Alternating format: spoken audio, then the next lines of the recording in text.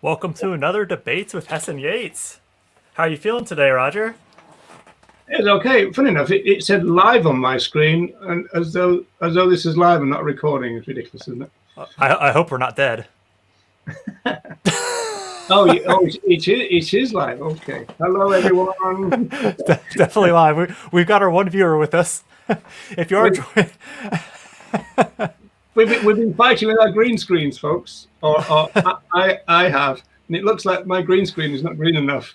So I'm gonna have to. I've got lots of green grass in mine. You know how vegans love grass, right? Oh yeah, yeah. If you are joining us, you know the drill. Let us know you're here in the comments. Vegan gays, welcome. We have an exciting one, I think, because the last one was good, so this one's bound to be good. We had so much fun with the I'm last not. topic. I'm not sure if that logic follows at all. Well, you must have had fun if you lost, right? Well, that's like saying if the team wins a football game, they're bound to win the next one. It's not the case at all, is it? So you agree I won the first one? That's what I'm hearing. Well, that's a summary of the first one. I won and you lost.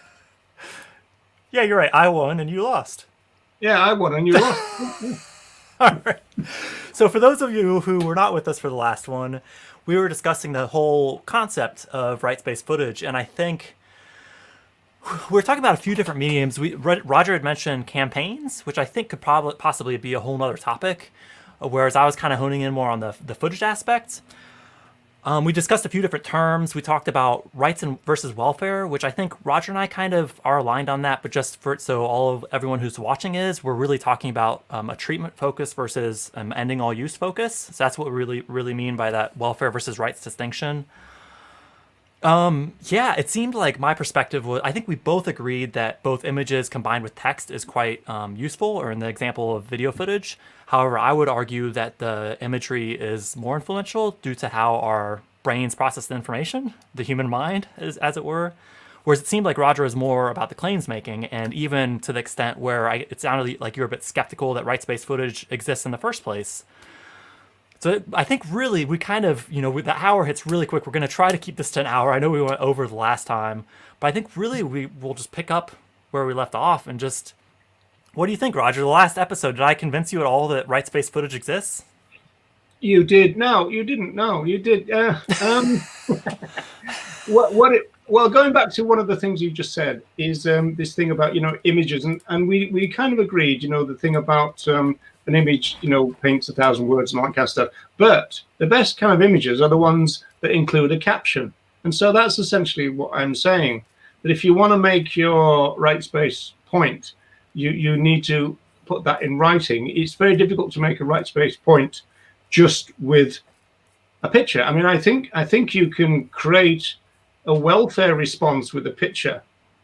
I'm not quite sure if you can create a rights-based response with just a picture, because everybody is tuned in to speciesist culture, which includes animal welfareism. Don't be Slice the cruel. welfare, yeah. Yeah, that's part of our culture. And so when you see something, people don't go, "Oh, that's a rights violation." People never do that. They go, "Oh, that's terribly cruel." Okay, and so that's one of the challenges for the animal rights movement. It seems to me is to move the conversation away from the welfare paradigm, but we either won't do that, or we don't know how to do that, or we're opposed to doing that. A lot of people say, well, people understand welfare, which I think is true because that's what they've been brought up with, and people think that rights are a bit abstract, which I think is also true. But again, you see, I just think we're into Donald Watson territory of rightening people up to our message rather than pandering to their pre-existing beliefs, which they've internalized. The problem is, because they've internalized it, so we're talking, this is sociology, we're talking about socialized values, norms and values, which have been internalized, which basically means people have taken them in, perhaps without questioning them. And once a value becomes internalized, it becomes part of the individual that internalizes the value. And so that then is difficult to break. It's a real kind of problem for people who want to change things. Yeah, and I Because think that's certainly one place where we agree. Just a quick hello yeah. to Deb and Laura. I think we agree that the Hello, side to Deb. welfare How are is, you? How are you? yeah. Yeah, it's great to see some similar names. And Kayla, welcome. Um, so I think we agree that that slide to welfare is perhaps quite likely. I think the piece of that I would push back on is I think it's essential that we design and select footage in a way to help reduce that slide to welfare. Oh So yeah, well, I I think agree with that's where that. that so there is welfare, or sorry, there is footage that's more likely to lead to a rights-based conversation than a welfare-based conversation. Would you agree with that? Yeah, but not that it's not it. It's well, it's kind of not in totally well. It can be integral to. It's not integral even to the image when it comes to welfare. It's just that people are already tuned into welfare because of their socialization. I think that's my general position. So we have to do And more on that work. we agree. On that we Yeah. agree. So The we have to do question is, more. can we improve the I have catalyst? Jennifer. Yeah, hello Jennifer. We have to do more work to produce an animal rights. I mean, what are we saying? Kind of like an animal rights message, you know. And again, you've got this. Again, there's media sociology about this. We can be very much in control of what we transmit, but we've got no control about how that transmission is received. So, in other words, that transmission can be easily decoded. Now, what it is in the animal thing is that everyone decodes animal rights into animal welfare. And, you know, there is time and time, you know, example after example of that, where especially the user industries will want to talk about welfare. It's what they know, it's what they're comfortable with. They can't talk about animal rights. You talk about rights, they talk about welfare. Classic example, you stand outside a circus and go, this is a violation of rights. They say, oh, well, we've been inspected by the ASPCA or the RSPCA or the Humane Society. They need to translate it to something that they understand and the public are already kind of in tune with. Don't be cruel. And then Yeah, they can. and on that agree. Yeah, We agree. I think the part we yeah. disagree on is that it sounds like you're saying the footage basically doesn't matter. No. It matters because of the reason I've given, which is that people are already tuned in to interpret it within a welfare lens. So when you say we need to be very careful, I totally agree with that. We need to be very careful, and if it's very kind of Careful with the footage or the language slash claims making. both, What are we? both, yeah. Okay, so if we're careful about the footage, what aspect of the footage should we be careful about? Because that's really to me the thrust of this discussion. Well, I mean, obviously, if you've got well, you see, this is where it gets a bit hazy for me, I think, because you see, I say that you can put rights-based claims making with something, and that changes the interpretation, so long as people engage with the claims making. But I do agree with you that their first instinct is to go, "Oh, that's terrible, that's cruel. Look at all that animal suffering and all that." Right? So I think we're into kind of social psychology here because we talk about things like recipient design. We're talking about how people will receive and decode an image.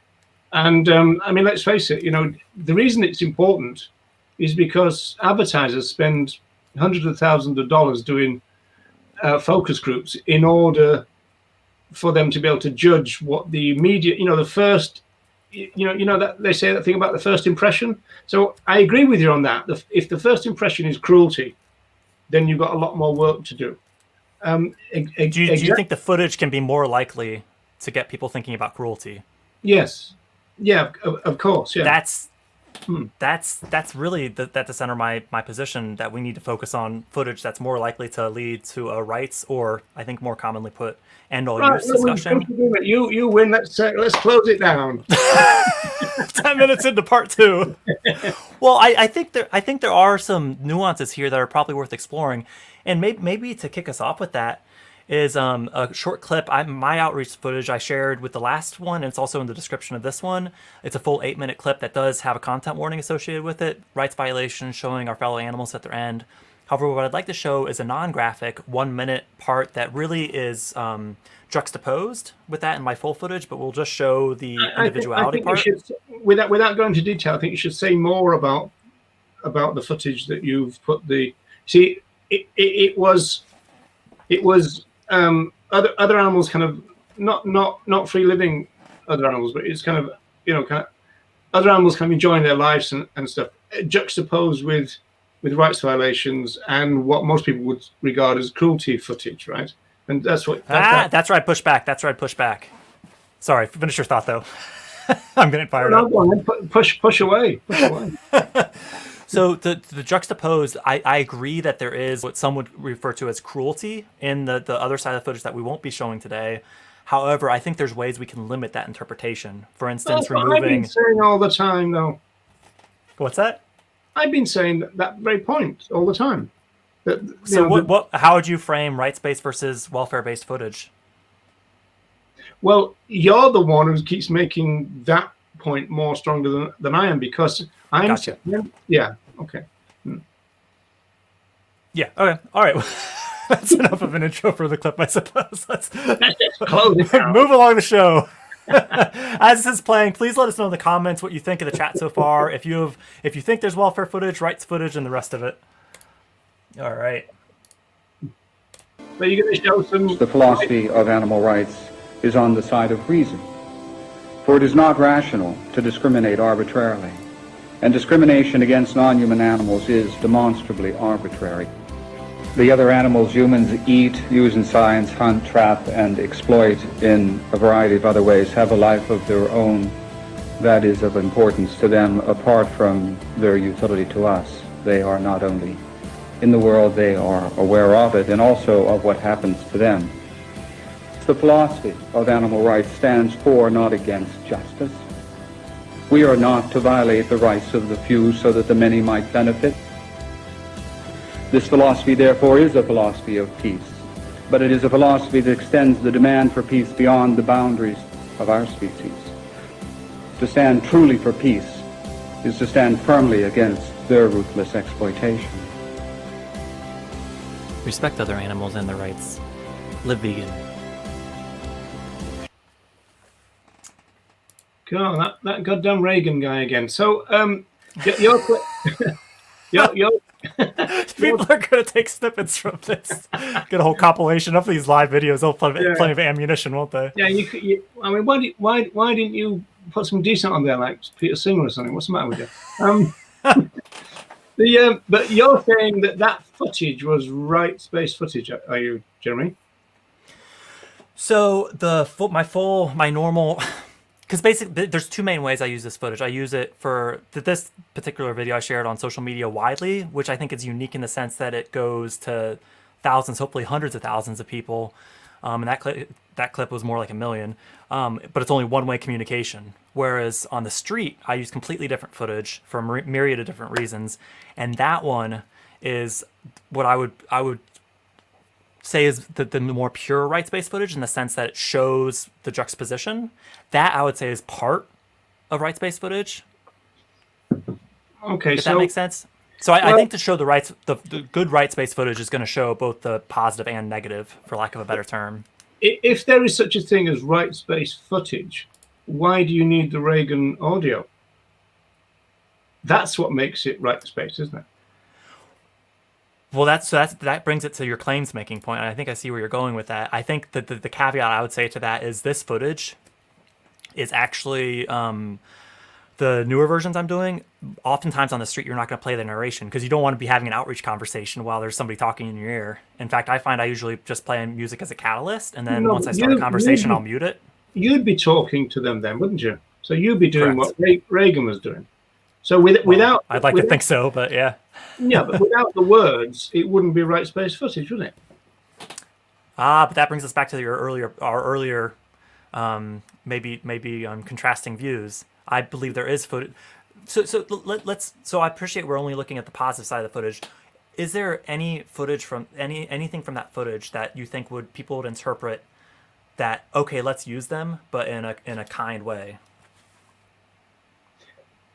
No, but I think that I think if people saw that with the sound off, they'd think, oh, this is the kind of Instagram-y type, Twitter type footage that comes up all the time, which is, these kind of jokey little kind of cuddly, other animals being cuddled by humans, almost. I mean, if you said, what's this? People might even say something like, well, it looks like that looks like a city farm to me.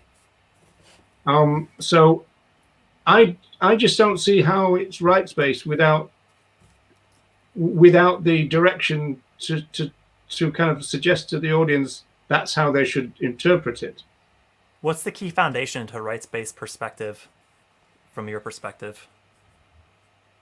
What you mean, things like, emphasizing, justness and not using them, and the fact that their rights vary? That's the offshoot. What's the foundation to you? What do you mean it's the offshoot? That's the foundation. Not to use someone doesn't matter if we don't value. Let me just pass over the lines for you to say. Just tell me what you want me to say, and I'll tell you if I'm willing to do it or not.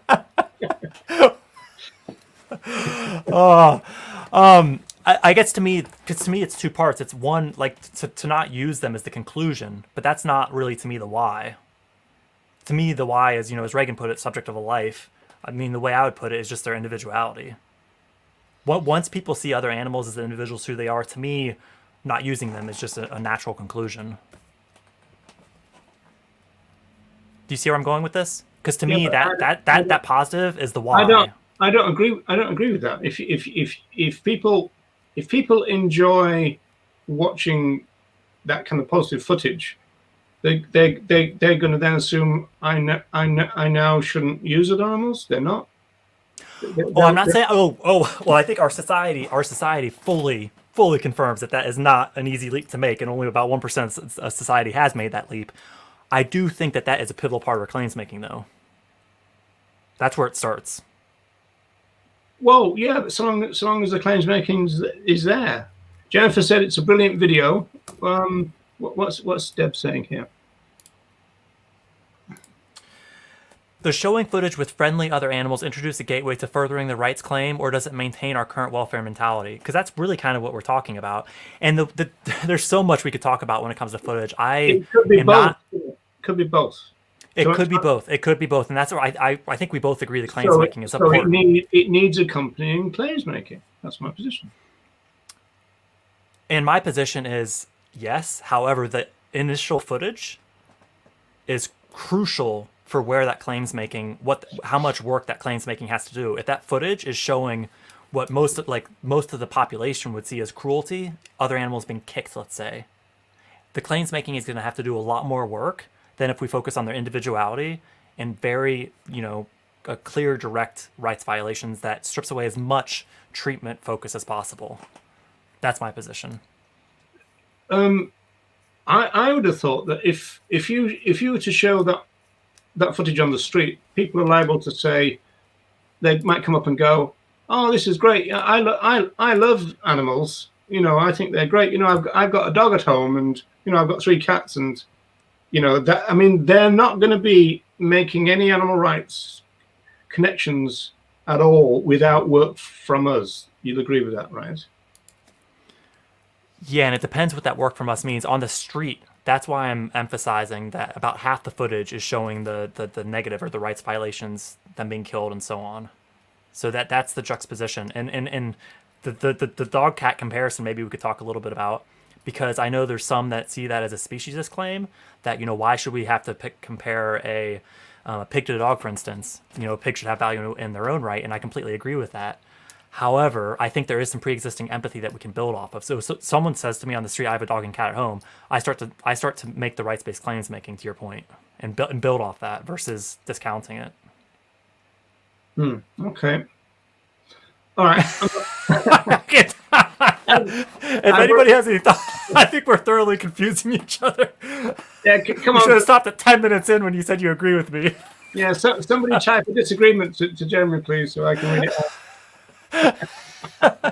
And if you agree with me, make sure you type your comment so we can read that out. Yeah, we could have a bit of a back and forth, see where people sit in the comments. I mean, essentially, apart from a couple of nuances, we're kind of saying the same thing, aren't we? I don't think we are, though, because I think the footage is crucial, whereas it sounds to me like you're saying, yeah, the footage, maybe there's some stuff that's more treatment-based or not, but it's really the claims making. I think it's the opposite. Because I think the studies show us that if we have an image and text that conflict, which that's what we're talking about here, when we show, when in my eyes, if we're showing welfare focused or treatment focused footage and a rights based claim, if those conflict, human nature, our minds will process the image quicker, retain it quicker, it'll go into long term memory quicker than the text. They might even completely ignore the text, because you talked about they have to engage with the claims making. They might completely discount it and focus on the image that's showing other animals in cages and the rest of it, bigger cages, and all the rest comes from that. I think the interesting thing there is that if you go back to your other video, the one that we're not showing, if somebody comes up and the first thing they see is the rights violations, they haven't seen the more positive stuff beforehand, then you're in the same boat then, aren't you? Well, there's nuances to that, though, because I think the negative side of the footage, I try not to show cages. Most of it, I try to avoid intensive farming, or more widely referred to as factory farming altogether, and focus on backyard situations. I think that helps with that. And it is, I mean, on the street, I think it's really pivotal that you don't have an image for more than kind of 2-4 seconds. You're quickly flicking through, so when people walk by, they're getting both the positive and the negative. But to our earlier point, I think the positive is important too, because if we don't see other animals as individuals, people can see the graphic stuff, and it doesn't faze them. I think we've both probably seen that on the street. When people see what we're calling cruelty footage, I mean, let's say the kind of thing that you would experience if you approached an earthling experience on the street, or even a cube. So I suppose that's the kind of footage we're thinking of. I know it's interesting that earthlings in particular, they have experimented with the idea of having the standard footage of the use and also more kind of positive things on another screen next to it, to create that juxtaposition anyway, to give a kind of talking point. But when somebody comes up and says, oh, that's terrible, that's wrong, then it gives you the opportunity to say, well, let's explore why it's wrong. And of course, they're going to say it's wrong because it's cruel. Whereas we're going to try then to convince them that there's a position that says the fundamental wrong is that it's a rights violation, isn't it? And so the conclusion is not to use them and not abuse them, suffering, cruelty, all that stuff. Really strip that language out of our claims making. Most aren't very invested in welfare. That's an interesting point. I think it just makes them feel better. How many know about the conditions? How many only blame factory farms? Only not completely avoid them. And I think that is exactly what we're up against. What Kayla's point here is it's literally not sending people to the happy rights violations aisle. I'm not sure. Well, I don't really understand the first sentence, in the sense that people are actually not only very invested in it, they're socialized into welfare. We tell our kids, don't be cruel. We show them these storybooks with happy farms and all the rest of it. And so it's welfare is integral to our socialization processes. And so it's part and parcel of cultural speciesism. So we can use them, all right, but we should do it in a nice, kind way, because that then takes the morality out of it. And so, using them is not a moral issue, but it would be if you're cruel to them whilst you use them. If you're not cruel to them, then the use of them becomes okay. That is a standard mental picture in people's heads, because they're taught that. It's generationally transmitted to them from everybody, from society, advertising, their parents, and everything else. I agree with that. I think if I'm interpreting this comment correctly, I think the whole idea is invested in actually buying welfare products. Now, whether they exist or not, and the quotes also apply to products, because I think the whole term animal product is speciesist in and of itself. However, I think what we're saying here in this, how I read this comment is, people will say, "Oh yeah, I support animal welfare," but they're not actually taking any action in their life, even if that action were to be treatment focused. That's how I read it. They're not paying the extra money for cage-free eggs, happy eggs, and all that stuff. Well, That's they how don't. They don't it's a quick answer for vegans without having to address the real. yeah, but they don't need. I mean, I'm interested in what you just said about they're not taking any action. I mean, this goes back, ironically, right, to something that Peter Singer said, which is that when people go into a supermarket, they can be quite sure that when they take their styrofoam tray down with flesh in it, that there's no cruelty there. So that product is without doubt not a product of cruelty. The reason for that, ironically, is the existence of the prevention of cruelty organizations like the ISPCA and RSPCA, etc. Their job is to make sure that there's no cruelty there. So if this product that they've taken from the shelf was cruel, it wouldn't be there in the first place, because there exists organizations which prevent cruelty to other animals, right? So it's a behemoth of a machine we're up against on multiple levels. Yeah. A behemoth. It's culture. It's the business. That's a good word. It's big. It's big. It's a big effing problem, is what I'm trying to say. I've never heard you say that one before, Jeremy. Well, really, because it's a huge amount of money of these corporations that are this counter advertising, and then, like you say, the culture. So yeah, absolutely. I was vegetarian and pescatarian for 12 years before I started living vegan. And what you're just describing is the reason for that. If I clearly saw other animals as individuals who they are, and clearly saw all use as a violation of their rights, I wouldn't have been, had that distraction. And I think in my polling, about half of vegans, or at least vegan activists who I've encountered, fall into that bucket of that kind of, for lack of a better term, transition period. Okay. More comments. Yeah. Hello, Catherine. Rights are more of an abstract concept than are cruelty and welfare. Thus, narration or subtitles added to the footage helps to make a rights claim, and I completely agree with that. And the thing that I do in my 8-minute clip, even if the narration isn't playing, is the positive side says the species at the top. For instance, all cows are, and at the bottom I say are individuals. And then when it flips to the negative bit, it keeps the top bit of the species, and at the bottom then says their rights are violated, accompanying with the footage, obviously. So that does create that picture. I think the rights as an abstract concept, maybe we could spend a bit of time on that, because I've shifted. I would still consider myself a rights-based advocate. How I've shifted a little bit away from making that an integral part of my claims making, because I think seeing other animals as individuals worthy of respect to me is more important than understanding the philosophy of animal rights, especially for quick, brief interactions, be it on social media, just seeing a video quickly, or brief interaction on the street. Now, I think you might want to push back on that a little bit, because I appreciate your position in the past is, our position is rights. We should talk about them from the get-go. So maybe we explore that. Yeah, well, first of all, in relation to the comment, see, a lot of people would have used that first sentence and say, therefore, don't talk about animal rights because you're making it hard for yourself. The easiest conversation to have with people, and of course, we know it's true because everybody does it. Your Joeys do it, your Eds do it. They all talk in the welfare paradigm because it's where they themselves seem to be most comfortable in. Their audience is more in tune with what they've got to say anyway. So if you're banging on about cruelty, then your audience is already saying, well, yeah, I agree with you, right?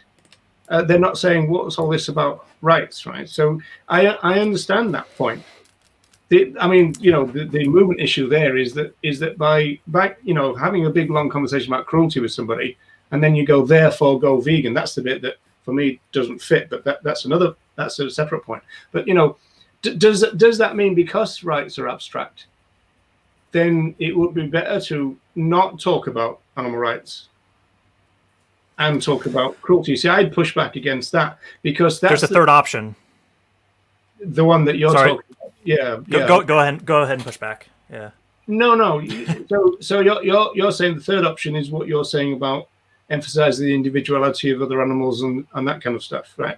But you're still, you're still going to probably be faced with a question. They're going to want you to label yourself, aren't you? And if they say you're a welfarist or a rightist, you'd say you're a rightist, wouldn't you? Presented with those dualistic options. However, I think the world's far more complicated. I think we like to put everything in two buckets. To me, if we were to look at it as a bit of a decision tree, it's treatment and its use. And that treatment is the cruelty, the suffering, the abuse, all that stuff. I think that tree is a complete distraction. However, within that use tree, I think that's really what we're honing in on. And there, I think there's another two decisions, which is you're presenting a rights-centric framing.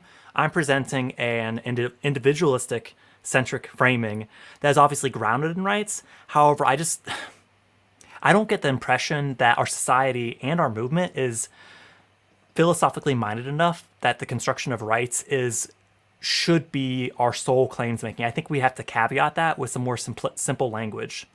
Yeah, but you see, the point is, it's not as though you say one sentence and that's the end of it. So it's not say other animals have rights, and by using them, it's a rights violation. Goodbye. I mean, they kind of, what do you mean by that? And then you explain, well, rights are about protecting the individual, and then that's when you get into other animals are individuals, but which, as we saw from last Sunday with the Rights Show, when Sandra Higgins was on national radio in Ireland, the presenter had to question that. What do you mean individual? Because we're not even used in our culture to even think about other animals apart from pets as individuals. And so, I mean, in some ways we've got a heck of a long way to go, because we're trying to shift a paradigm. And it seems to me that we're almost like building a wall at the same time wanting to pull it down. We're adding the bricks to it as well when we do the cruelty stuff and the welfare stuff. I know that's not quite what you're saying, but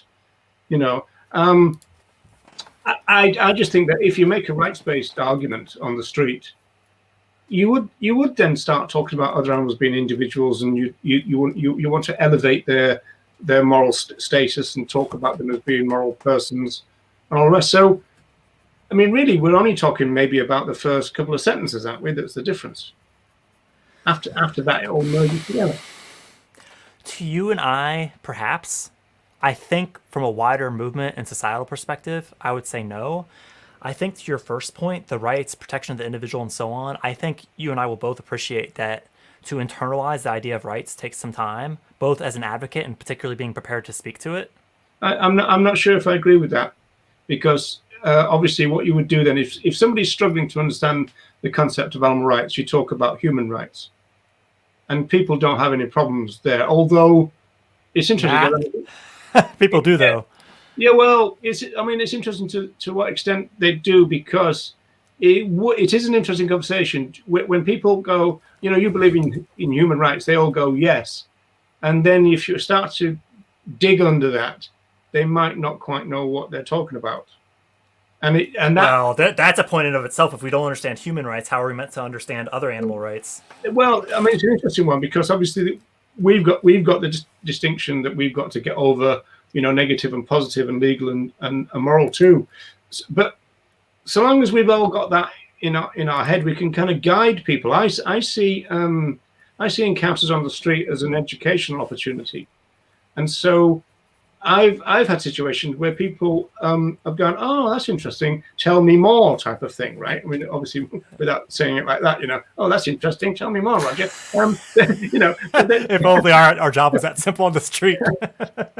But in a sense, you're trying to change you're trying to give them at least a few seeds, which are going to result in them changing their mindset, or at least getting the idea that is possible, doable, advantageous, whatever you want to say, because we're wanting to push the envelope, and we need to flip the paradigm of thinking. I mean, that's what the pioneers of the Vegan Society talks about. We need to create a vegan mindset. Well, I'm not sure you're convincing me that the rights-based position is straightforward, though. Well, maybe that needs to be our next debate. I'm not playing it straightforward as much as doable on the street. And my position is it requires a lot of study to be prepared to back up a overt rights-based position. you're not going to start getting into mini rides and all that on the street.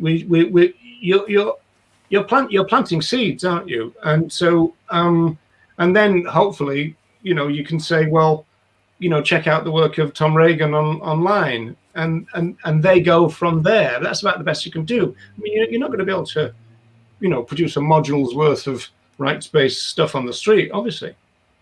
You haven't got time. So you don't have to know it in that. You see, you need to know the beginning of the rights thing, if that makes sense. The fundamental claims, and just see if people, for the people, then it makes sense for them. And if we're challenged, how we're going to respond. And I think that requires a deeper study than just a few lines. Okay. Like the chat I shared a while ago on my channel, where the person was really, saying, basically what was just shared in the comments, that rights are too intellectual, and they really, I mean, I think it was a 30-minute plus chat, and they push back, and in the end, I think I got to where what now I'm wondering is if baby should be the beginning, individuals worthy of respect, which means they should be bred, used, or killed. Okay, let's just walk with that for a second. Rights are intellectual. I mean, Regan talks about rights in very simple terms. He talks about the idea of rights is to protect the individual. So you can imagine a fence or a wall around an individual with a no trespass sign on it. I think most people can kind of get that image. He also talks about a game of bridge, and he talks about having the ace of hearts and the queen of clubs and all this kind of stuff. And he said if diamonds are the trump card, then the two of diamonds trumps all the rest. So you can talk about rights as trumps and so I think that those two ideas are fairly easy for people to kind of grasp. Yeah, and I don't dismiss their efficacy. I think my challenge to you would be, is that the most direct way with empowering the animal advocate community to transmit a rights-based position? Because my position is that it's not, and that simply focusing on their individuality rather than rights. Because to me, I don't think a rights-based position necessarily needs to say rights frequently throughout the claims. I think if we're talking about individuals worthy of respect, shouldn't be bred, used, or killed, to me that is the strongest rights-based message we could send, and it doesn't even say rights or rights violations. I agree we could sprinkle that stuff in too. I just don't think it's a necessity. And if we do start talking about rights, I think we have to have a fairly robust toolkit in our back pocket that we've internalized it for ourselves. Well, you still got some work to do with your formulation, Jeremy, because people say, "Hang on, you said what? You said use. What's wrong with using them? Are you talking about guide dogs? Are you talking about they're just going to bring up the same objections to a rights position, aren't they? If you said we're going to get objections either way. I think you and I think everyone on this call will agree we're going to get objections either way. Yeah. So what are we arguing about then? that a more academic rights-based position is harder to internalize and communicate. That's what maybe we check out some of the comments and we can come back to that. Kayla's just confirmed, and this is, I think, how I was reading the comment, is that basically people say, I try to buy free range and avoid factory farms when I can, but I think with 90+% factory farms, we know what that means. However, it's all animal use, isn't it? Which is really the fundamental wrong. This, to me, is a fascinating comment. Dishvenja, sorry, I'm sure I'm saying that wrong, but let me just say something about what you just said there about the thing about I tried to get free range and all that. That is people who are socialized into welfare trying to operationalize it in their mind. And so they're trying to live up to what they believe to be their values. And so generally speaking, so long as the price is not massively different, if you give the ordinary consumer the option of free range versus battery, say, just using their stark terms, most people would choose free range because it chimes with welfare in their mind, doesn't it? So again, we're talking about socialized speciesists, and part of that socialization is animal welfare. So this is how people are thinking, which is why they always agree that cruelty to other animals is wrong. Yeah, I think we're on board with that. Just trying to limit that risk. The comment here is, we use cruelty footage on the street, and most conversations are about the cruelty in factory farms. It is hard to shift it to animal rights with only cruelty footage, as people do not see individuals. That, to me, underscores my position. Yeah, We need to find footage that swerves this last comment. It swerves people saying they're going to buy free range and they can't, etc. Because that's not even the action we want them to take in the first place. It's really a matter of switching that cruelty-centric footage to individual-focused, rights violation-focused footage. Well, if the footage has that effect that Di is saying, then I agree with you, and then you'd have to think very, very carefully about using it. Whether a conversation can work, and also, see, I agree. We've got an issue, haven't we? Like the focus is on cruelty.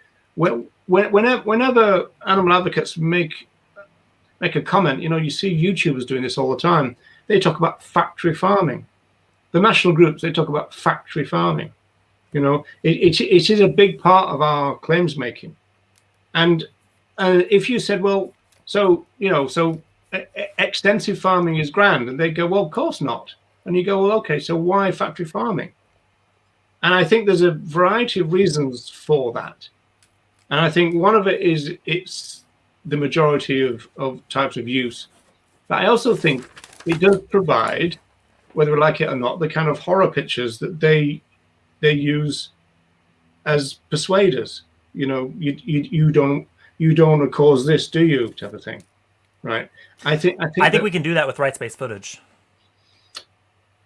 Well, if you were to show some footage from a genuine free-range chicken farm, for example, where you've got the traditional kind of coops and the chickens running around scratching in the dirt and going, you don't want to take part in this, do you? That's not sellable. If you show a macerator, everybody's going to go, oh no, that's terrible, right? Aren't they? I see the point. I just think there is footage we can select that's not focusing on the treatment. That's literally showing this is what's going to happen regardless of how they're treated, and it's wrong. That's the kind of footage I seek out. Yeah, well, you say focus on the treatment, but you could say that is an example of use, can't you? This is an example of animal use. If we want to fight that battle. Because it's all use, it's all rights violations, but yeah, but also this is a frequent and probably the most frequent form of animal use. So in some ways, you can't blame the advocates for focusing on what's mainly happening, can you? No, absolutely, and honestly, I think we could probably have a whole nother discussion about how much difference this makes. I mean, I think getting out on the street and showing footage and talking to people, that is the big part. I think we're talking about some nuances here. I just think, I know myself, I don't feel like we're making enough progress fast enough, especially when we compare it with population growth, which is another topic. As a movement, I don't know if we're having enough impact. That's why I think even though these may seem like small things, we've got to do everything possible through our language, through our footage, and so on to move the needle. I think just so we can keep up with these comments, Deb has a fantastic point here I'd like to touch on, that the footage of animals showing joy, etc., without people or humans interacting with them, for instance, hugging them is a better message. I think that emphasizes their individuality, their personalities, absent of human approval. This is an issue that's so close to my heart because the main part of my footage I release is the former of human interactions, and I don't like it. I've just found that, especially for sharing on social media, people are more likely to share this admittedly human-centric footage that doesn't just show the other animals on their own. I had a beautiful clip of, turkeys hugging each other at sunset, basically. The turkeys hugging each other, no human involved, wrapping their wing around each other, and I thought that footage would just be like my, the best received ever. It barely got anything. I think as humans, and especially non-vegans that haven't started to see other animals in the way that we do, having a human on the screen helps to almost help translate the message.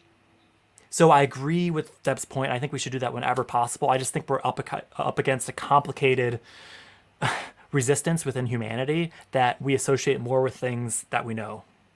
You Yeah. could probably touch on the sociology there. Yeah, well, I would obviously. I developed that sociologically in the sense that, you know, we are tapping into socialized values. You know, we've got to appreciate that a culture is suggesting to people very strongly how they should interpret things.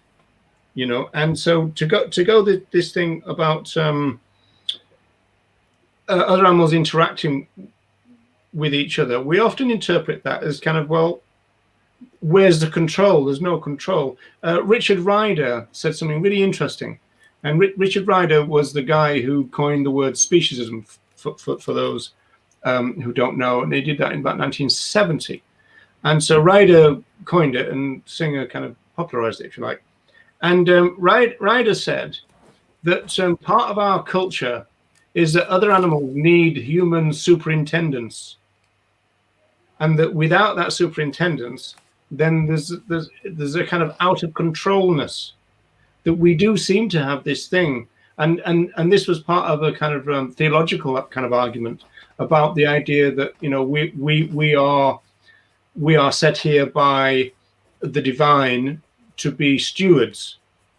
Well, you know, if you think about stewardship, that sounds a lot like animal welfare as well. So, you know, there are many kind of strands of our socialization and our thought processes which lead to this idea of controlling, using them, you know, keeping them in, often in a kind of parental kind of situation, which is why we often characterize other animals, regardless of their age. We characterize them as children. And, you know, I mean, it drives me to distraction when people keep saying, oh, you know, this girl and this, you know, and all that. Oh, you know, this baby boy needs, you know, and this baby boy ends up being 12 years old, and, you know, a 12-year-old dog is still a baby boy in everybody's language and everything. And we infantilize other animals. You know, I mean, speciesism is very deep, and it's very nuanced, and it's kind of everywhere. It imbues and kind of seeps into our language. And the people in the movement have great difficulty getting away from it, let alone everybody else and understanding the nuances of it. So, I mean, you know, we are talking about a radical social shift in consciousness. That's not easy to bring about, whether we want to talk about, you know, rights or individuality and everything. The easiest way to do it is to talk about cruelty, because you're already on board with that, with the other person. Your interlocutor already understands that or thinks they do. The easiest, but also the most confusing, because the animal advocate thinks they're disagreeing with the non-vegan member of the public, and they're actually, they're talking past each other, because the non-vegan public sees cruelty in a completely different way. On that one, the non-vegan public thinks there's such a thing as a non-cruel use. Well, yeah, but that is the cornerstone of animal welfare, that non-cruel use is not only feasible, it's common. And when it doesn't happen, it's because the regulation has gone wrong, or because somebody is a terribly extra cruel kind of person, you know, the one bad apple type idea, right? So again, these are ideas that can all be interpreted by the fact that we are swimming in a river of cultural speciesism, and it's everywhere. It's the air that we breathe, but it's every socialized value has got that as part and parcel of it. It's very difficult to shake it. We are. I thought you were going to say we're swimming in a river or something else. No, not at all. Already bringing out the vodka, and we're only at not even at the hour. It says premium filtered ice water. Just making sure. This is premium filtered tap water, folks. Well, I did want to make a quick language point on the whole control thing, because I think that's something that's rife within our language. Is in a common term that we hear chucked around a lot is wildlife, and it implies that humans need to tame wildlife, doesn't it? That's why I think both of us have moved towards more the free-living beings side of things. Well, the language there, though, that taps into wild, savage brutes.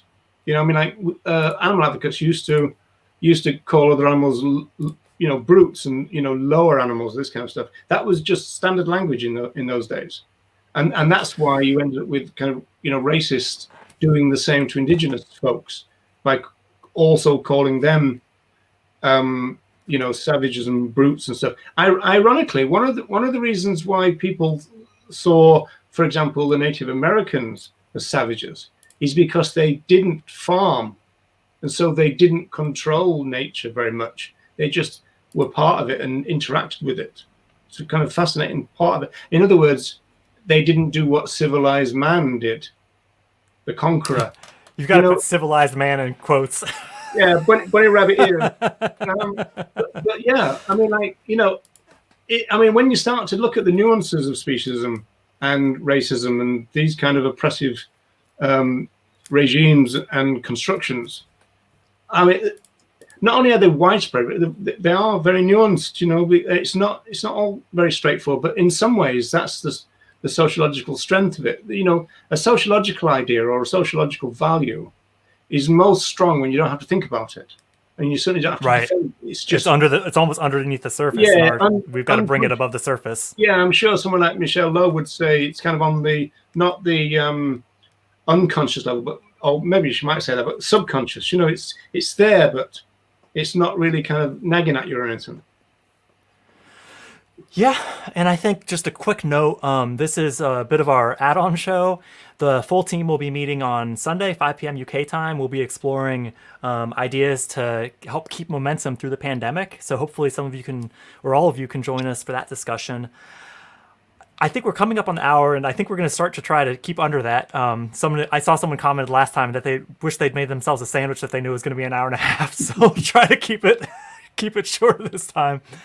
Just to try to round things up, what do you think, Roger? Final closing thoughts. Do you think rights-based footage exists, and does it matter?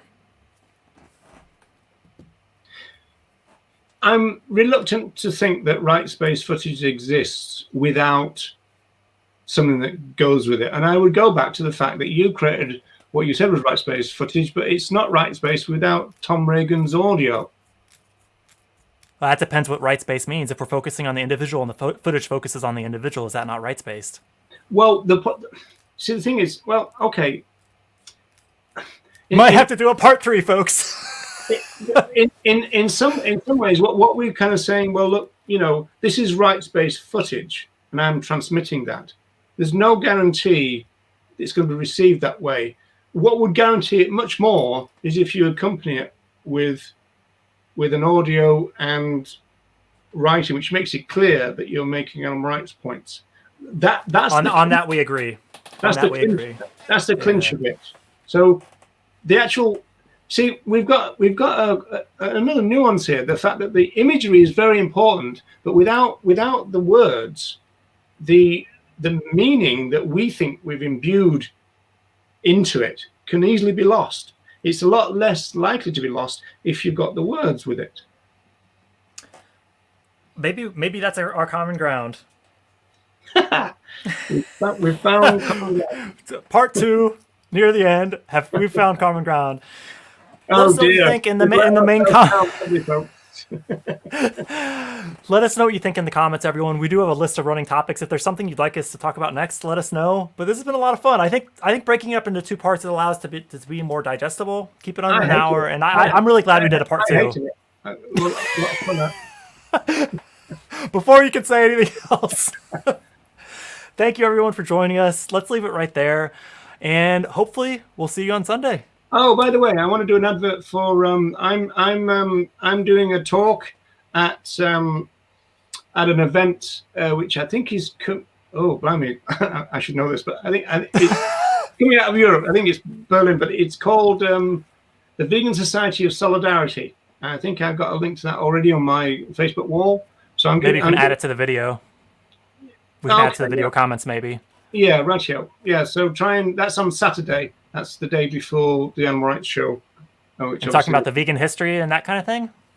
Well, we need to work on your advertising pitches. I want to explore to the extent that we can say that the history of the vegan mindset is revolutionary and radical, and even anarchic. Much more radical than it is now. there's a moderation that's gone on, which sociologists like Corey Wren and that talk about. And so modern day veganism is not as radical as it used to be. And so we're going to explore that really. And the interesting thing to explore there is is the movement even aware of that? Because I think the movement interpretation of the word radical, similar to rights, goes all over the place. Well, it can't be aware of it if it doesn't know its history, and I think we already agree that this movement doesn't know its history, and it doesn't seem to have any interest in knowing it either, which is interesting. And the interesting thing there is some oppose it without I think fully understanding. But they've got a reason to do that. I mean, they're wanting to. I mean, they've got some interesting political reasons and some financial reasons for that. So, sounds like a topic for another show. It might be, might it? Never running out. We're on lockdown. It's winter. What else are we going to do? All right. Thank you. We're going, folks. See you next time. Bye.